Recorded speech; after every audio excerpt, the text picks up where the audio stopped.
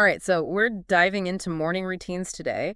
And wow, you guys sent in a ton of stuff. Yeah, a lot to unpack. We've got like this really popular YouTube productivity video and an article for salon managers, even. And some tips from Thailand. Yeah, it's like everyone's trying to figure out how to have a super productive morning, right? A pretty universal goal, isn't it? Totally. And the first thing that really stood out to me was this emphasis on consistency. Like everybody's talking about waking up at the same time every day. Yeah, consistency is key, especially when it comes to your wake-up time. But I gotta be honest, I'm a total weekend sleeping person. Like, is sticking to a schedule even on Saturdays and Sundays really that important? You know, it really is. It's all about getting your body into a rhythm, training that internal clock. It's called your circadian rhythm. Right, the circadian rhythm. Okay, so what exactly is that and why is it so important for productivity? Well, the key to that is something called the suprachiasmatic nucleus, or the SCN. SCN. Okay, that sounds pretty complex. It is.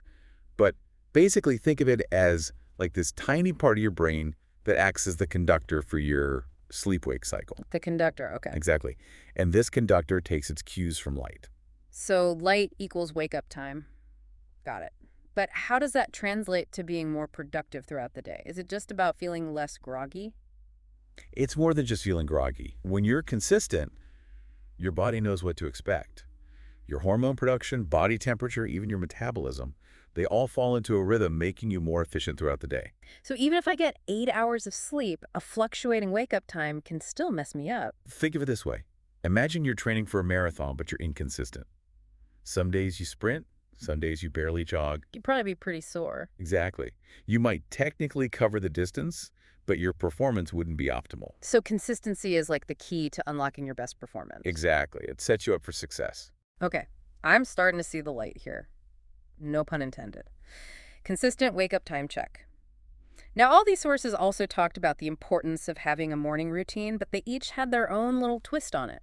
That's what's so fascinating. They all seem to be targeting the same underlying challenge, mental clutter. You know, the YouTube video warns against checking your phone first thing in the morning because it just bombards you with information. Oh, yeah, totally. I feel that, like, you start your day already stressed out. Exactly. You start your day reacting instead of being proactive.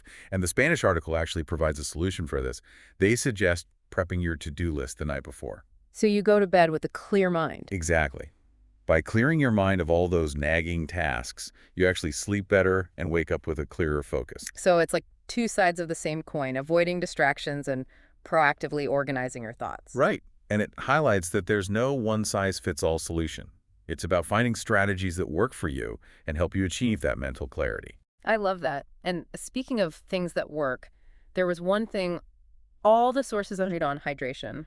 Everybody mentioned drinking water first thing in the morning. I get that it's important, but why is it such a productivity game changer? Well, one of the articles shared this fascinating study. Well, one of the articles shared this fascinating study where they found that people who drank water first thing in the morning had a huge boost in their cognitive performance. Really? Yeah, they were faster and more accurate on reaction time tests compared to those who didn't hydrate. Wow, I didn't realize it had such a measurable impact on your brain. It's pretty amazing, right?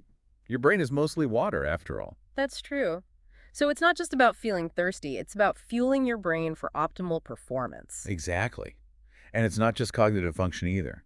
Water plays a crucial role in so many bodily processes, flushing out toxins, regulating body temperature, even boosting your metabolism. Speaking of metabolism, the YouTube video had a pretty surprising take on coffee.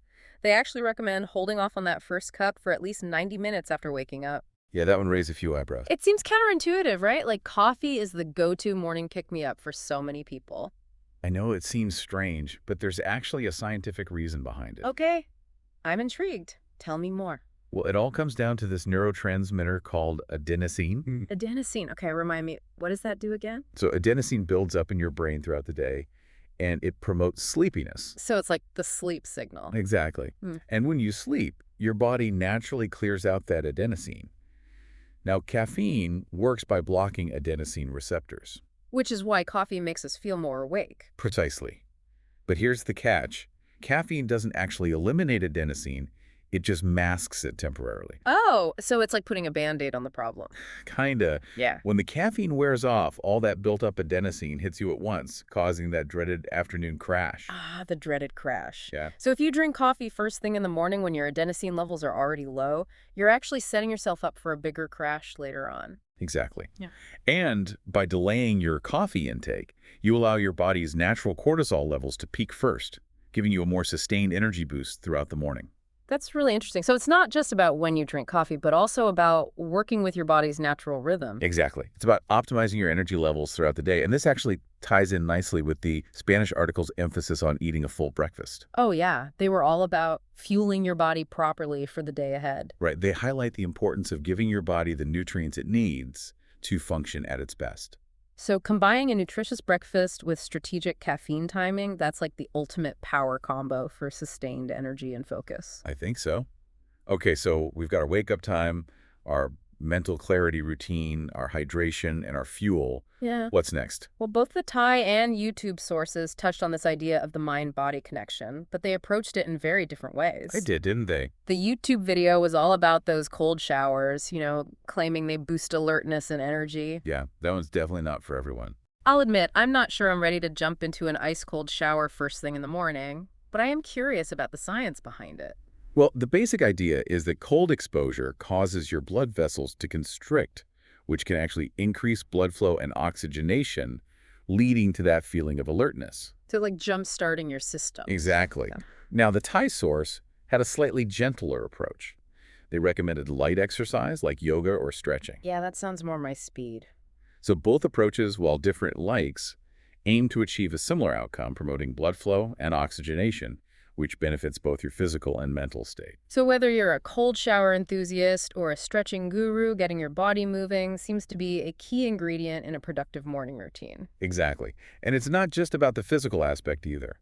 The YouTube video also mentioned meditation for mental clarity, while both the YouTube and Thai sources highlighted things like goal setting and journaling. So it's a holistic approach, priming both your body and your mind for a productive day. And speaking of intention, let's dive into one of the most intriguing productivity hacks from the YouTube video, the Eat the Frog technique. Oh yeah, eat the frog.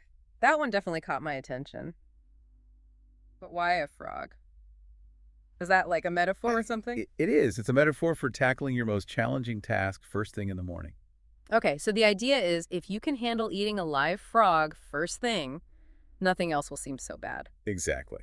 It's about getting the hardest thing out of the way so you can move through the rest of your day with a sense of accomplishment. I can see how that would be motivating. But is there any science behind this technique, or is it just a clever metaphor? Well, it actually taps into something called Parkinson's Law, which states that work expands to fill the time allotted for it. So if I give myself all day to do something difficult, I'll probably procrastinate and make it feel even harder. Exactly. But by eating the frog, first you break that cycle. You force yourself to focus and get it done, which then creates momentum for the rest of your day. Plus, you eliminate that feeling of dread that can loom over you when you keep putting something off. Exactly. Imagine starting your day already having conquered your biggest challenge. How would that impact your overall mindset and productivity? I can only imagine it would be a huge confidence boost. Okay, so we've covered a lot of ground here, from syncing our internal clocks to facing our metaphorical frogs. It seems like there are endless ways to supercharge our mornings for maximum productivity. Yeah. It's amazing how much there is to learn about starting your day, right? It seems like everyone has a different approach. That's what makes it so interesting. There's no one-size-fits-all solution for a perfect morning routine. Right. It's about understanding yourself, figuring out what works for you to feel focused and energized. Exactly. And that's a key takeaway for our listeners. Don't feel like you have to do everything we've talked about just because it worked for someone else. Right. You don't have to become a cold shower convert overnight. No, not at all. Experiment, try different things, and see what really clicks for you. It's like building your own personalized productivity toolkit. I love that analogy. It's not about following a rigid set of rules. It's about finding the tools that help you thrive. Exactly. So maybe cold showers are your thing, or maybe it's a pre-planned to-do list and some gentle yoga. The important thing is to pay attention to how you feel, what gives you energy, what helps you focus. And if something isn't working, you can always switch it up. You're in control. Exactly. It's all about finding what helps you feel your best and most productive. It's a journey, not a destination. Well said. And speaking of journeys, I have one final thought to leave our listeners with. Okay, I'm all ears. All of the sources we looked at today focused on individual productivity, right? But what if we zoomed out a little? You mean think about the bigger picture? Yeah. What if we considered the ripple effects of these individual habits? That's interesting. So instead of just focusing on ourselves, we think about how our morning routines could impact others. Exactly. Imagine a workplace where everyone was intentional about their mornings. A company full of frog eaters. Well, maybe not everyone has to eat a frog, but imagine a team that starts their day with a shared commitment to mindfulness, clarity, and energy. That would be pretty amazing. Do you think it would actually make a difference? I think it has the potential to transform workplace culture. If everyone is feeling energized and focused, it could lead to better communication, more creativity, and ultimately greater productivity. So it's not just about individual success, it's about creating a collective energy. Exactly. It's about recognizing that our personal choices can have a ripple effect, inspiring others to create positive change. That's a powerful thought. So as you experiment with your own morning routine, consider the impact it might have on those around you. You might just spark a productivity revolution. Well, that's all the time we have for today, but we hope you've enjoyed this deep dive into morning routines. And remember, it's all about finding what works for you. So get out there, experiment, have fun, and create a morning routine that sets you up for success. Thanks for joining us, and we'll see you next time.